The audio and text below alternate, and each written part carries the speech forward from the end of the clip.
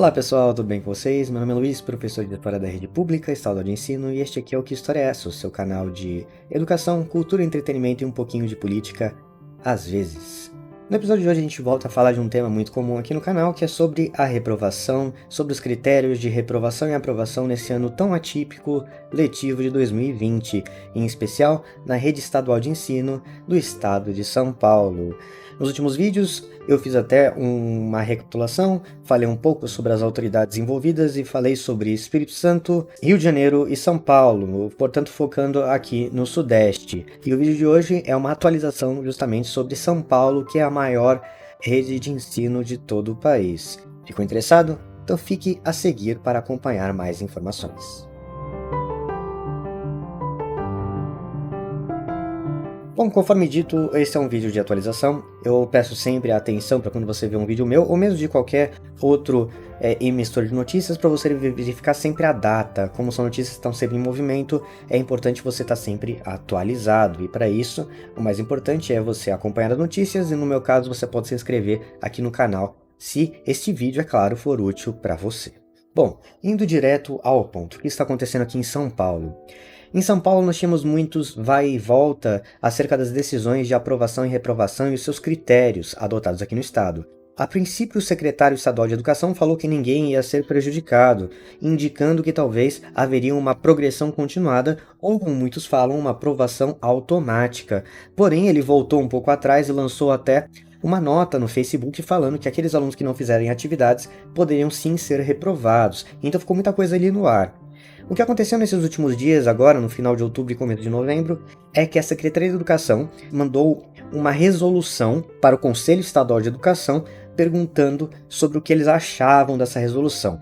Vamos tentar entender um pouquinho sobre como funcionam os órgãos públicos de deliberação e de decisão no governo estadual. Bom, seguinte, você tem o governador do estado, que é aquele que manda, é o chefe maior, e ele escolhe um secretário da educação, que vai comandar a secretaria. Esse cara é o chefe da educação pública estadual, ele que manda nas escolas estaduais, por assim dizer.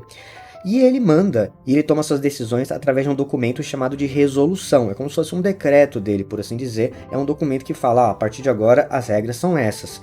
Só que o secretário da educação nem sempre pode emitir essas resoluções assim como ele quiser. E no caso, ele fez o seguinte, ele mandou essa resolução para um grupo de pessoas analisarem se a decisão dele estava correta. Então o chefe da educação, o secretário da educação, mandou a sua resolução para um grupo analisar. E este grupo, nada mais nada menos que é o Conselho Estadual de Educação, que são pessoas escolhidas aí da sociedade civil, diretores de escola, empresários do ramo da educação, especialistas, ou seja, professores das universidades.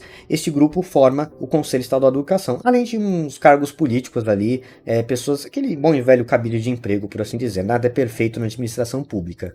Então esse grupo de especialistas, eles decidem muitas coisas e fazem pareceres, ou seja, às vezes eles não decidem, mas eles opinam sobre certos assuntos. Resumo da ópera é que o secretário da Educação pegou essa resolução, este documento sobre reprovações e aprovações, e enviou para o Conselho Estadual da Educação. E a situação atual é o seguinte, o Conselho Estadual de Educação avaliou o que o secretário estava pensando e aprovou. E o que o secretário enviou para o Conselho Estadual de Educação? Ele enviou uma resolução falando justamente sobre aprovação e reprovação. Ele escreveu um documento, uma minuta de resolução, uma intenção então de escrever um documento, dizendo que haveria então progressão continuada no ensino fundamental e até o segundo ano do ensino médio, ou seja, haveria uma matrícula automática de quem está nesse ano para o ano seguinte, qualquer que seja a sua nota, ou, se você quiser pensar dessa forma, uma aprovação automática, por assim dizer. Então, o secretário da Educação, ele quer fazer isso, ele obteve um aval dos especialistas e tudo indica que nos próximos dias ele vai escrever o documento oficial. Então ele se consultou com especialistas, o secretário de Educação, que é quem manda na coisa toda, e ele recebeu o aval desses especialistas de que haveria então a possibilidade de usar esse regime. E o que diz esse documento, o que diz essa minuta? Olha só, a ideia então do secretário de Educação é fazer o seguinte: os anos letivos de 2020, eu estou lendo um documento que eu vou deixar aqui embaixo, talvez se eu conseguir linkar para vocês, serão considerados como um ciclo contínuo, compreendido como um conjunto dos 8 bimestres letivos correspondentes. Ou seja, você está no 7º ano agora, você cursaria 7º e 8º anos como se fosse um ano só. E assim como você está no meio do ano, você não pode reprovar na metade, ou seja, você foi mal no 2º bimestre, você não volta e tem que fazer o 1º e o 2º de novo, você continua fazendo e tendo que se recuperar, aconteceria a mesma coisa.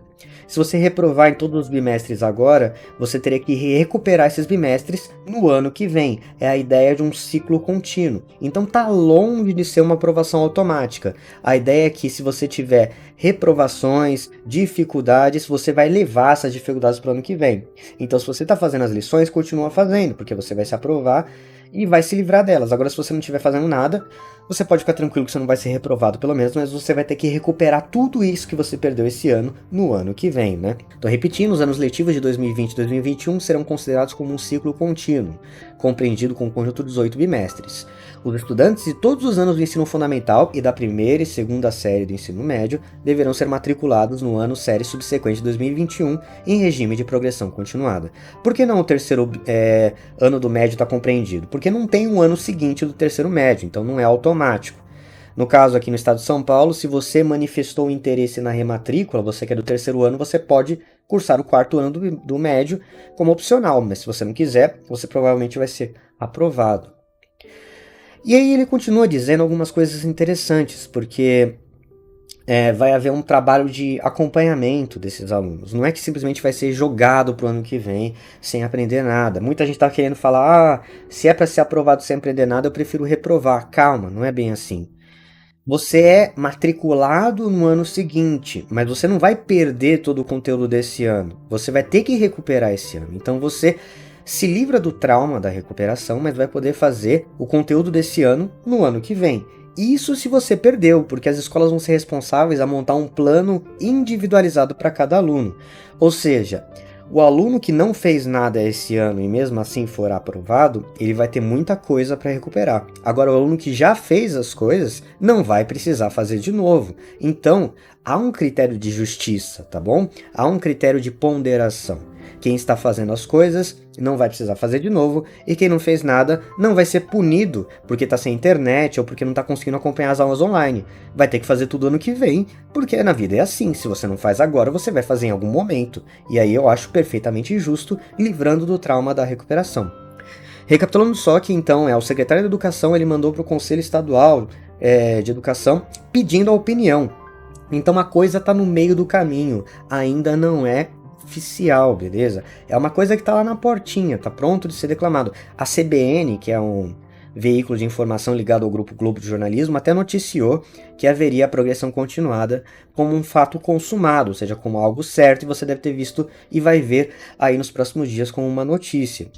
Bom dia, Cássia, bom dia a todos. O Conselho Estadual de Educação de São Paulo aprovou a progressão continuada em todas as séries em 2020. A proposta prevê que estudantes que fizeram alguma atividade letiva neste ano não sejam reprovados. Porém, ainda não está totalmente certo. Mas, é claro, se você é da rede estadual de ensino aqui do estado de São Paulo, eu ficaria tranquilo. Reprovação pelo menos não vai ter, mas não por nota. Há aqui que as escolas podem definir os seus critérios em relação às faltas. Então você pode reprovar por falta ainda. Se você não faz nada, se a escola conversa com você, você não atende o telefone, você não está em contato com a escola, você pode perder a vaga, ter um abandono ou uma reprovação por falta. Isso é diferente da reprovação por nota. Então a progressão continuada, ela fala em progredir com os alunos que estão na escola. Se o aluno evadiu, se o aluno não existe mais, não tem por que aprovar ele, não tem por que matricular ele, porque ele já não é mais parte da escola.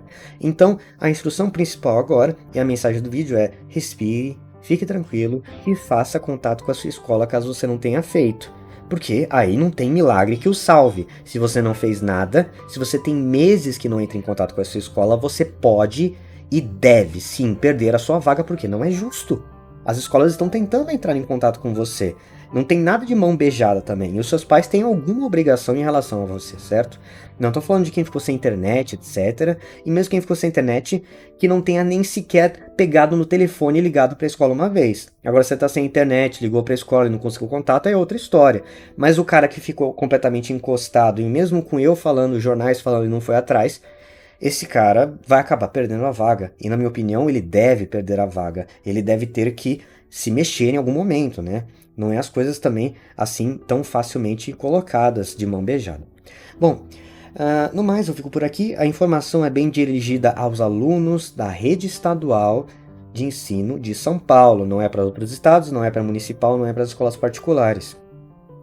Ainda que nós tenhamos agora decisões no Rio de Janeiro, no Espírito Santo e em São Paulo, são redes grandes de ensino, principalmente Rio de Janeiro e São Paulo, isso tende a se espalhar pelo Brasil, né? Mas não é necessariamente verdade, ou seja, os secretários das outras redes, eles podem adotar ou não, assim como os secretários municipais aqui de São Paulo podem adotar ou não, mas há uma tendência muito forte, então, da progressão continuada.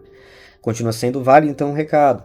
Converse com a sua escola, mantenha fazendo uma atividade por semana pelo menos para manter o contato, ligue, mande e-mail, faça alguma coisa, se mexa. E tudo vai dar certo, é claro. Mas estamos aí chegando no fim de semana, então vamos relaxar também um pouquinho, respirar tranquilamente e planejar nas nossas ações para a semana que se apresenta. No mais eu fico aqui, Luiz, como sempre, professor de História da Rede Pública Estadual de Ensino no canal Que História é Essa? Se gostou, não deixe de se inscrever, deixar o seu curtir, o seu comentário e até a próxima.